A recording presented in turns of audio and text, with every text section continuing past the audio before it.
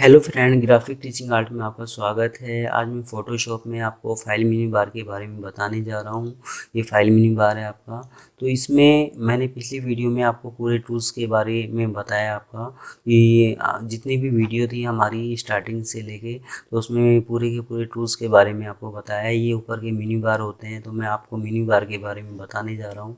तो सबसे पहले हम करते हैं कि फाइल में गए, कंट्रोल ओ ओपन।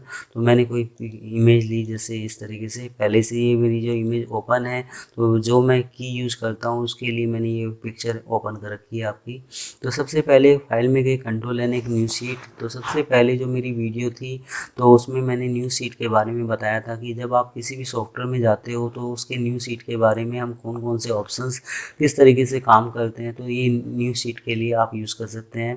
कंट्रोल ओपन करने के लिए यूज़ किया जाता है आपका ब्राउज़ एंड ब्रिज। इसका काम हमारा होता है कि जैसे फ़ोटोशॉप है, ऐसे एक ब्रिज नाम का एक सॉफ्टवेयर होता है।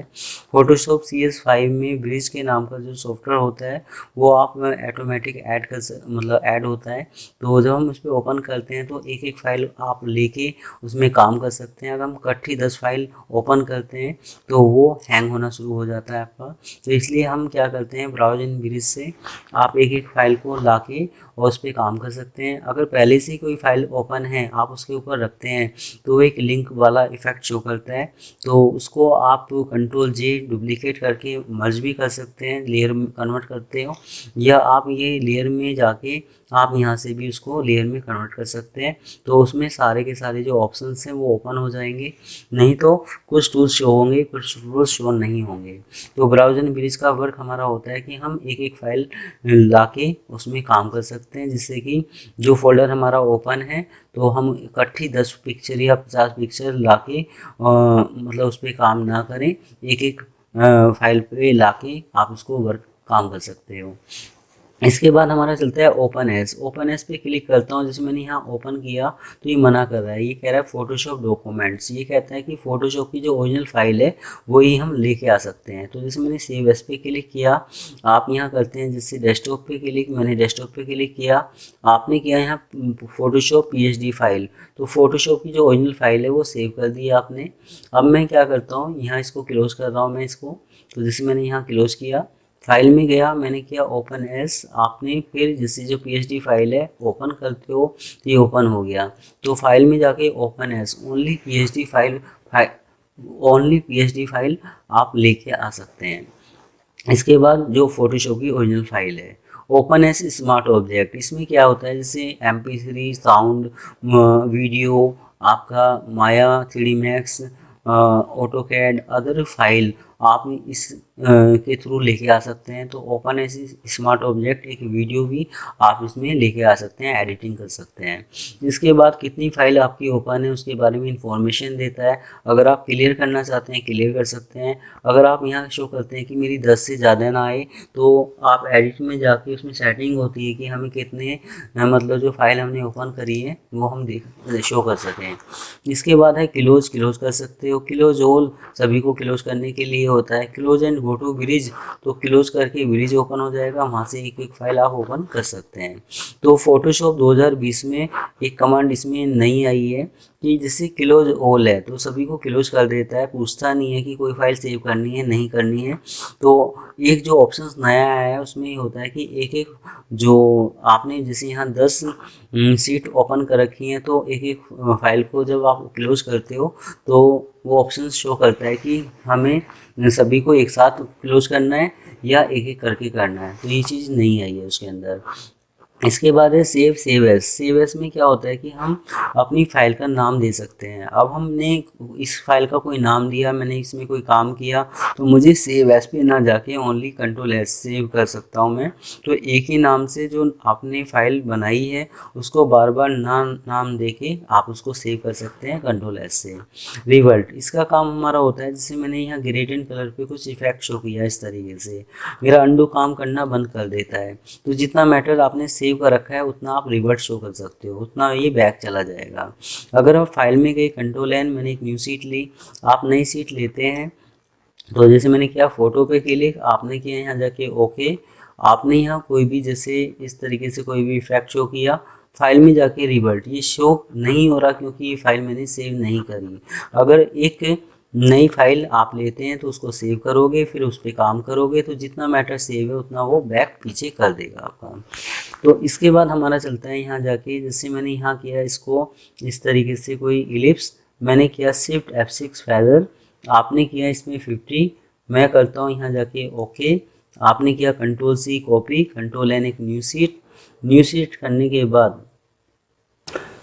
करने के बाद जैसे मैंने इसमें सिलेक्ट किया, ओके करता हूँ, मैंने किया पेस्ट। तो ये जैसे फेदर दिखाई दे रहा है इस तरीके से। तो हमारा क्या करता है, फाइल में जाके सेव एस, जब आप सेव एस पे क्लिक करते हो तो ये अदर फॉर्मेट है कि किस फॉर्मेट में आपको फाइल को सेव करना है। अगर आप किसी फ्लैक्स बोर्ड को मतलब सेव करना चाहते हो तो टिफ फॉर्मेट में आप सेव करके भेजोगे। तो हमें ये पता होना चाहिए कि हम किस फॉर्मेट में काम कर रहे हैं। इसके बाद हमारा चलता है फाइल में जाके एक्सपोर्ट, इसका काम हमारा होता है PNG। इसका काम हमारा है कि अगर मैं किसी कंपनी में काम कर रहा हूँ या मैं अपना ही कोई मतलब मेरा कोई बिजनेस है तो मेरा सबसे ज़्यादा वर्क PNG पे है, तो मैं सेव एस में जाके तो PNG ढूंढ रहा हूँ कि वो PNG फॉर्मेट है कहाँ। इसमें क्या है कि ये भारी शो कर रहा है कि हम किस फॉर्मेट में काम करना चाहते हैं। तो अगर मैं इस फॉर्मेट को चेंज करना चाहता हूँ, जैसे मैंने यहाँ सिलेक्ट किया JPG, ओके करता हूँ तो ये बार बार यहाँ शो करेगा JPG इस तरीके से। तो आप यहाँ से इसकी सेटिंग शो कर सकते हैं कि मुझे कौन से फॉर्मेट में सेव करना है, तो मुझे अंदर जाके मेरा जो टाइम है वो वेस्ट नहीं होगा, मैं बाहर से ही उसको सेव कर सकता हूँ। ये एक्सपोर्ट एज इसका यूज़ होता है, जैसे हम फैशन डिज़ाइनिंग में इसको यूज़ कर सकते हैं, जैसे टेल्स होती है उसमें हम काम कर सकते हैं।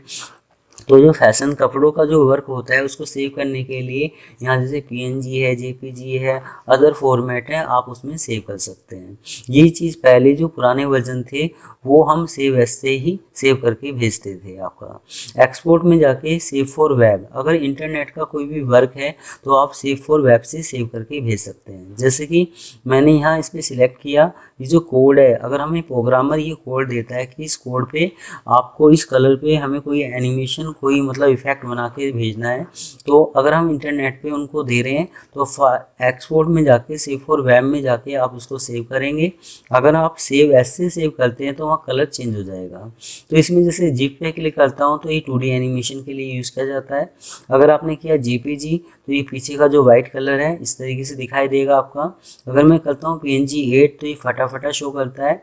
अगर मैंने किया PNG 24 तो ये पूरा का पूरा मेरे को जो फेदर मैंने दिया है ऐसा दिखा रहा है आपका।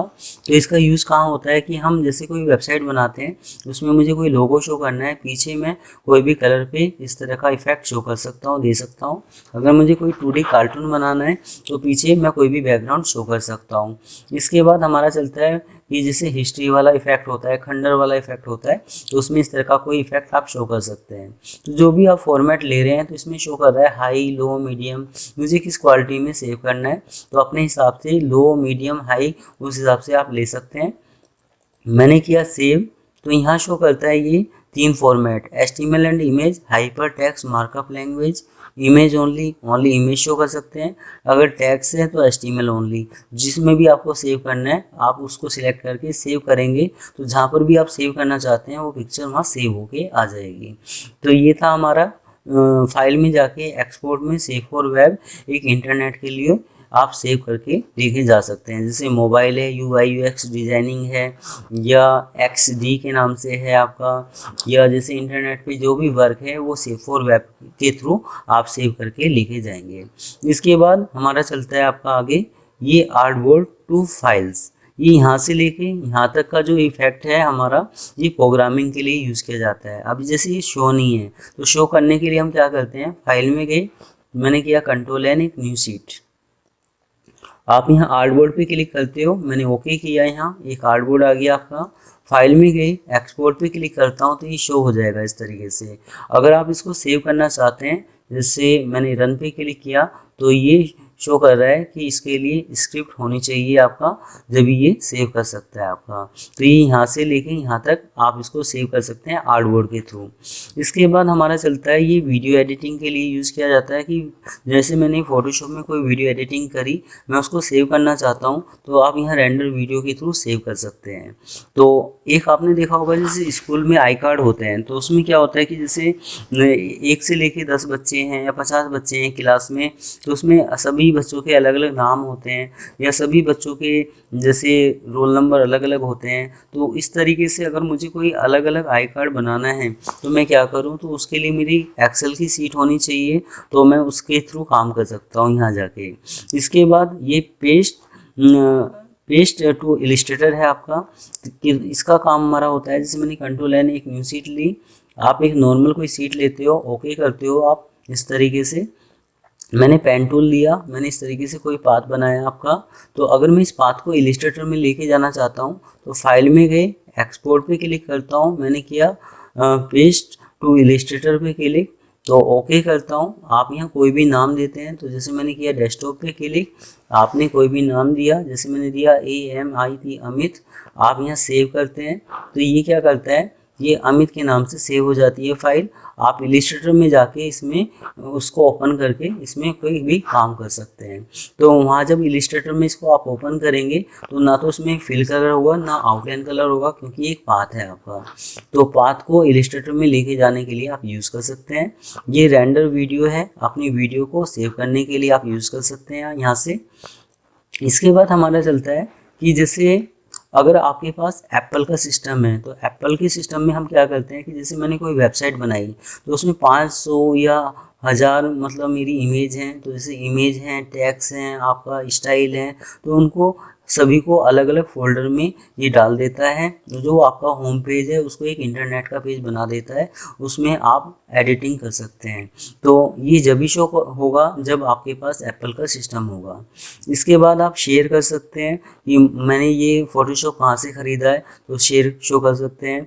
परचेज करने के लिए आप यूज़ कर सकते हैं। अडोब की इंफॉर्मेशन शो कर सकते हैं कि अडोब ने क्या क्या सॉफ्टवेयर बना रखे हैं, जैसे फोटोशॉप है, इलिस्ट्रेटर है, इन डिजाइनिंग है, 3D मैक्स है। तो अलग अलग सॉफ्टवेयर हैं अडोब के, तो इसमें इंफॉर्मेशन ले सकते हैं कि अडोब ने क्या क्या आप सॉफ्टवेयर बना रखे हैं। तो ये मैंने फाइल मेन्यू बार में आपको आज इतना बताया। आज ये वीडियो आपको कैसी लगी आप मुझे ज़रूर बता सकते हैं। तो ये हम कुछ वेबसाइट बना रहे हैं ग्राफिक टीचिंग आर्ट के ऊपर। अगर आप इसमें फुल सॉफ्टवेयर सीखना चाहते हैं तो आप इसको सीख सकते हैं आपका। तो आज ये आपको ग्राफिक टीचिंग आर्ट कैसा, ये वीडियो आपको कैसी लगी आप मुझे ज़रूर बता सकते हैं। धन्यवाद।